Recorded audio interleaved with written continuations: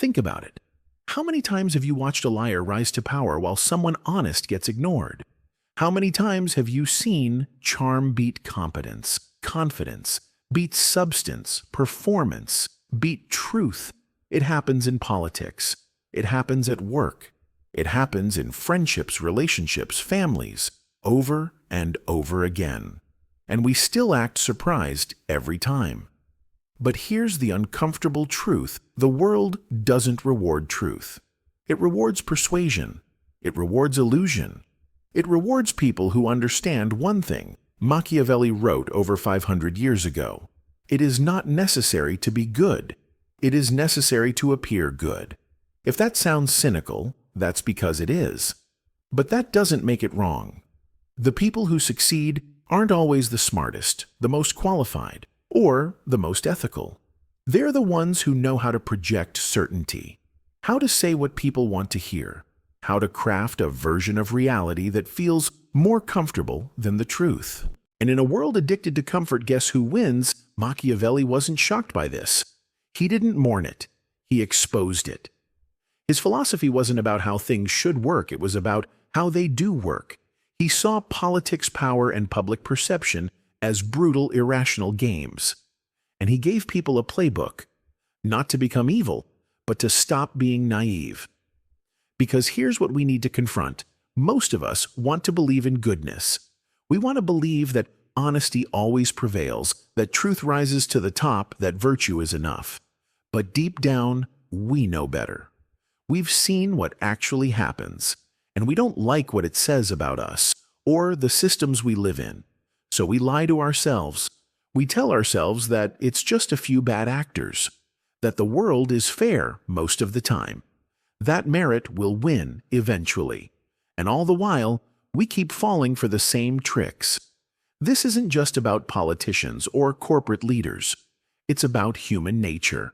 It's about our tendency to reward the person who looks the part over the one who plays it honestly. It's about the hardwired preference we have for confidence over caution, for charisma over character. It's not always rational, but it is predictable. And if we don't start understanding this pattern, we'll keep making the same mistake, again and again. Deception didn't start in boardrooms or behind political podiums. It started in nature. Long before there were CEOs or campaign managers, there were animals camouflaging themselves to avoid predators, mimicking others to gain trust, pretending to be stronger than they really were. Deception, in its rawest form, is not a moral flaw. It's a survival strategy. Humans didn't evolve by being the biggest or fastest species. We evolved by becoming the smartest manipulators in the food chain. Our brains didn't grow just to solve problems. They grew to navigate social complexity, to detect lies, and to tell them. A well-timed lie could protect you from exile. It could gain you allies. It could even save your life. And the people who were better at telling lies, those who could do it without blinking, who knew exactly when to flatter and when to withhold, tended to survive longer and pass on their genes. We like to believe we've outgrown this, that modern society rewards truth and transparency. But under the surface, the ancient game is still playing out, just with different tools. Today, we don't camouflage with fur. We do it with resumes, filtered selfies, curated profiles, inflated job titles, polished branding. We exaggerate confidence, downplay weakness, reframe failures. We lie sometimes without even realizing it, because it's built into how we function socially. And society, like nature, often reinforces these behaviors. The person who confidently oversells their skills gets hired over the quiet, honest applicant. The influencer who manufactures a lifestyle of perfection attracts millions, while the honest creator struggles in obscurity. The politician who lies with conviction wins over the one who tells uncomfortable truths. Why? Because humans at our core respond to confidence, not content, to tone, not substance. We associate certainty with competence, even if that certainty is built on lies. Evolution has taught us to prioritize survival cues over actual evidence. And in a world overflowing with noise, the loudest, boldest, most compelling voices tend to dominate. Machiavelli understood this long before neuroscience did. He knew that a leader's image was often more powerful than their actions. That perception could outweigh reality, and that people driven by fear, hope, and habit would rather follow someone who looks like they know the way than someone who humbly admits they're still learning. This doesn't make deception noble, but it does make it effective, and unless we understand that, we'll keep expecting the truth to win on its own, and wondering why it never does. Niccolò Machiavelli didn't believe in fairy tales. He didn't pretend that power belonged to the most honest, or that justice always won in the end. What he saw as a political advisor in the brutal courts of Renaissance Italy was this: those who rose to power were rarely the most virtuous. They were the most strategic, and nothing was more strategic than wearing the mask of virtue. In The Prince, Machiavelli doesn't tell rulers to be good. He tells them to look good. He writes, "It is unnecessary for a prince to have all the good qualities I have enumerated, but it is very necessary to appear to have them." Why? Because people don't judge leaders by their internal morals. They judge them by their performance, their appearance, their story. This wasn't just cold advice. It was a survival guide. Machiavelli had witnessed too many rulers fall from grace because they clung too tightly to moral purity. He understood something most people today still struggle to accept in a world where appearances shape perception, and perception shapes power. Virtue becomes theater. The lie, then, is not always direct. It's often subtle. A performance of goodness, a carefully rehearsed empathy, a calculated pause to show humility. It's the smile during betrayal, the compassion in scripted speeches, the moral slogans pinned to morally hollow campaigns. The lie is the mask, and the mask is often more persuasive than the truth it hides. What's chilling is how willingly we participate in this game. We want our leaders to feel honest more than we want them to be honest. We want our heroes to look polished, relatable, articulate. The raw, unpolished truth is too abrasive, so we settle for sincerity's performance and then act shocked when it turns out to be fake. Machiavelli didn't invent this dynamic. He just named it. He pulled back the curtain and said, "Look, this is how power works. This is why the liar keeps winning. This is why good men often fail. Not because they were weak, but because they didn't understand the battlefield they were on." And perhaps most painfully, he made it clear that the masses, us, are complicit. Men judge generally more by the eye than by the hand, he wrote, because it belongs to everybody to see you, but few to come in touch with you. In other words, it's easy to impress the many, harder to be truly known by the few. So we reward the mask, again and again. And the real virtue, it goes unseen. There's a strange paradox at play in modern society. The more polished the delivery, the more believable the lie becomes. Meanwhile, the truth, especially when it's blunt, messy, or uncomfortable, gets dismissed as rude, arrogant, or even dangerous. In other words, the way something feels often matters more than whether it's actually true. This is the danger of presentation culture. We've been conditioned to associate smoothness with credibility. If someone speaks with confidence, we assume they're informed. If someone dresses well, we assume they're competent. If someone speaks gently, we assume they're kind. But all of these are just proxies. They're appearances, and appearances can be faked. That's how the lie begins to look like truth. Not because it is true, but because it's wrapped in everything we associate with truth: certainty, poise, polish, timing. A well-dressed liar in a tailored suit is often taken more seriously than an anxious truth-teller fumbling their words. And this bias isn't just cultural, it's neurological. Studies in behavioral psychology have shown that we instinctively trust people who speak fluently, maintain eye contact, and show confidence even when they're wrong. This bias, called the truthiness effect, makes us vulnerable to persuasive but deceptive figures. The truth becomes a casualty, not because it's invalid, but because it's poorly packaged. This is especially dangerous In a world obsessed with image, on social media, the loudest voices are often the most rewarded. Not the most informed, but the most emotionally engaging. Not the most sincere, but the most algorithmically optimized. The person who tells you what you want to hear in the tone you like to hear it will always beat the one who challenges you to think harder, feel deeper, or confront something painful. And yet we pretend we want honesty. We say we want authenticity. But that's only true if it's easy to digest. The moment someone presents the truth without sugarcoating it, they're labeled difficult, negative, or even toxic. Meanwhile, the liar, so long as they're polite, gets the benefit of the doubt. Machiavelli warned of this centuries ago. He knew that most people don't want the burden of truth. They want comfort, reassurance, illusions that flatter their existing beliefs. That's why he advised leaders to maintain the appearance of virtue, not because people value virtue, but because they value the feeling of it. So the question isn't why liars win. It's why we let them. Why we reward charm over character. Why we prefer to be seduced by illusions instead of confronted by inconvenient facts. The answer isn't pretty, but it's necessary if we ever want to see clearly again. We say we want the truth, but the truth, when spoken clearly and without apology, rarely comforts us. In fact, it usually does the opposite. It pokes at our insecurities. It disrupts our narratives. It reminds us that we're not in control as much as we think. And in a world where emotional safety is prized above almost everything, honesty often feels like an attack. Think about the last time someone gave you unfiltered feedback, or challenged your worldview, or pointed out a flaw you hadn't acknowledged. Did it feel like a gift, or did it feel like a threat?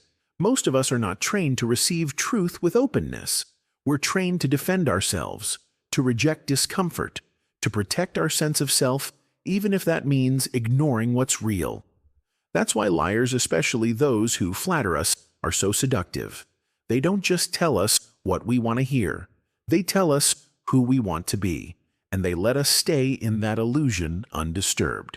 But honesty, real honesty, it doesn't flatter. It confronts. It breaks through the masks we wear and asks harder questions. Are you really happy? Are you being fair? Are you living with integrity or just keeping up appearances? Those questions sting because deep down, many of us already know the answers. And that's the real danger of truth. It doesn't introduce new pain. It reveals the pain we've buried. And no matter how gently it's said, that kind of exposure feels invasive.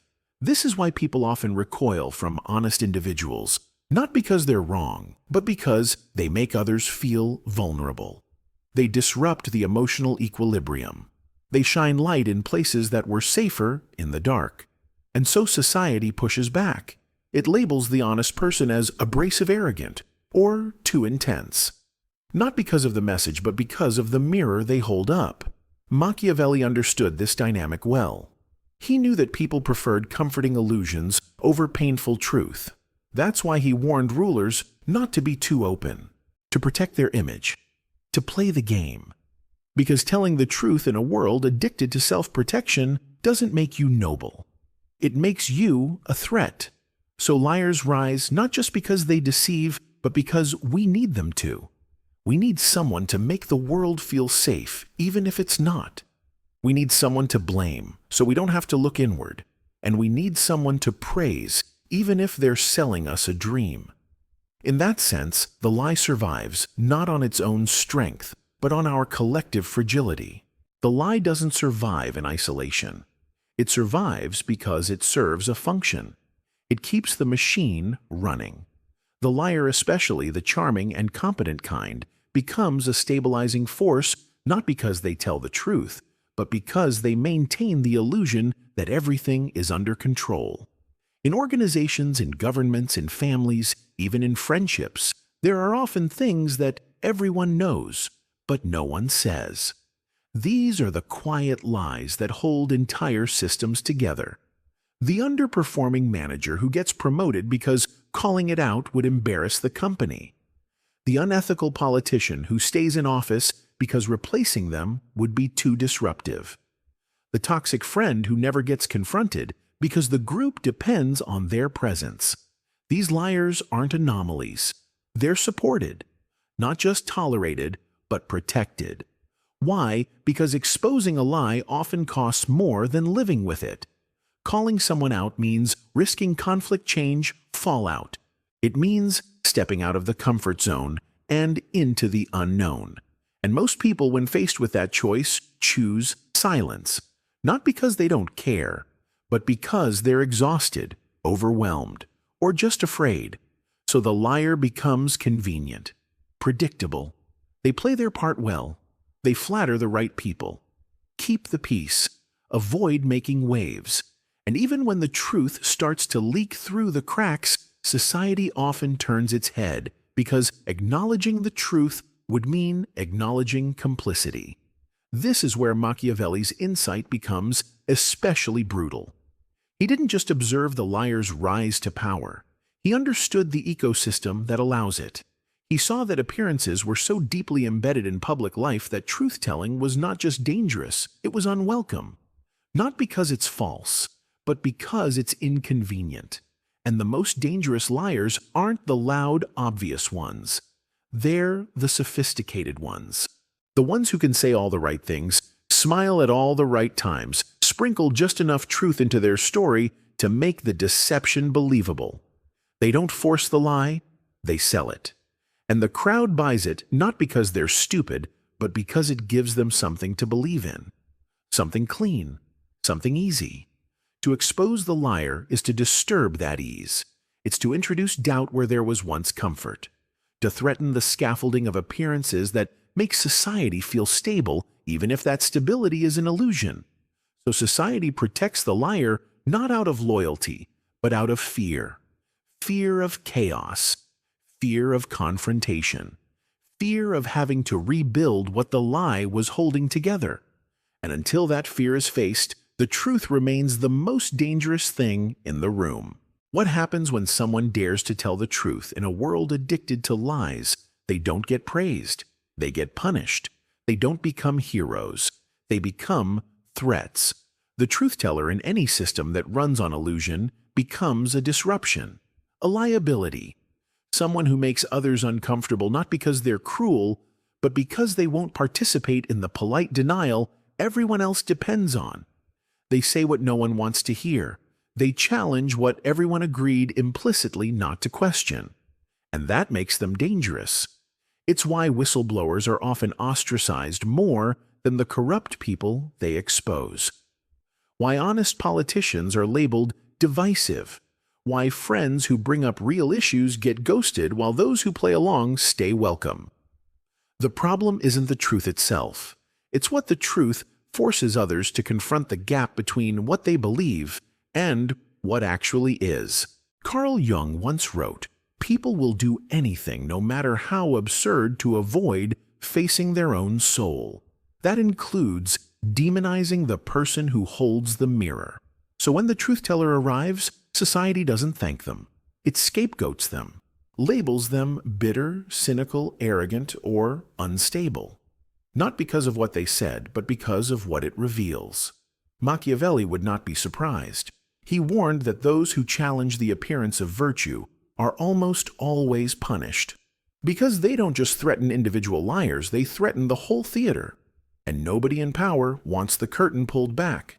Truth-tellers don't disrupt systems because they're loud. They disrupt because they're clear. And in a world trained to respond to image rather than substance, clarity is a radical act. So the liar becomes the comforter, the crowd pleaser, the protector of illusions, and the truth-teller. They become the villain in a story written by people desperate to avoid waking up. It's a brutal irony in a world where lying is strategic, honesty becomes rebellion, and rebellion is always punished before it's understood. But there's another side to this. Because the truth once heard, really heard, cannot be unheard. It lingers. It cracks the surface. It spreads. And while the liar may win the applause in the short term, the truth-teller plants a seed that eventually ruins the show. Not right away, not loudly, but deeply. Once you begin to see through the lies, something inside you changes, and it rarely feels like liberation at first. It feels like grief, like betrayal, like watching the stage lights come on and realizing the performance wasn't just bad, it was rigged from the start. You start noticing things others ignore. You notice how often people nod to things they don't believe, how often leaders say what's appropriate, not what's true, how charm status and optics override substance. It becomes harder to laugh at surface-level conversations, harder to trust grand promises, harder to belong in a room where everyone still clings to the script. And that's the paradox of clarity. The more awake you become, the lonelier it feels. Because seeing clearly doesn't just separate you from the lie, it separates you from the crowd that still believes in it. Most people aren't ready for that cost. They want to sort of know the truth, but not enough to change their lives for it. They want to hear the system is flawed but still benefit from it. They want to criticize manipulation while secretly admiring the manipulator's success. They want to be moral without sacrificing comfort, honest without losing status, awake without becoming alone. But that's not how it works. To see clearly is to carry weight. The weight of knowing too much, the burden of not being able to go back to ignorance. It means speaking when it would be easier to stay silent, choosing integrity when image would serve you better. It means burning bridges that only ever led you away from yourself. Machiavelli understood this burden. He didn't romanticize clarity. He warned that truth without power is often suicidal. That in a corrupt system, seeing clearly makes you a target. But he also believed it made you dangerous in the best way, because clarity strips away your dependence on illusion. It makes you unbuyable, unmanipulable, sovereign. But sovereignty doesn't come with applause. It comes with solitude. And in that solitude, you face the real question: would you rather be respected for a lie, or alone for the truth? This isn't a question of intellect, it's a question of courage, because the truth once seen demands something from you. It doesn't let you sit still. It doesn't let you look away.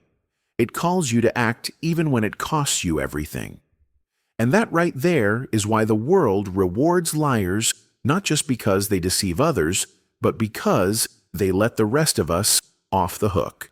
The truth doesn't always win. That's a myth we tell ourselves to sleep better. In reality, lies win all the time. They win elections. They win promotions. They win influence, attention, and applause, because lies are engineered for results. Truth, on the other hand, demands patience. It demands strength, and it often moves too slowly to keep up with the pace of power. But here's what the liar doesn't understand. A lie can win today. It can win for a year, maybe even for a generation. But it rots everything it touches. It eats away at trust, at meaning. At the very foundation, it pretends to protect. And by the time the damage is visible, it's already too late. That's why truth matters not because it guarantees victory, but because it prevents decay.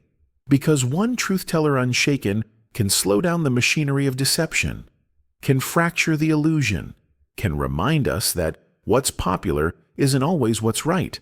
Machiavelli didn't expect the world to reward honesty. He expected the opposite. But even he knew that power built entirely on deception is fragile. It must constantly be fed, reinforced, protected. And the moment people stop believing, the entire empire of lies begins to collapse quickly, violently, without warning.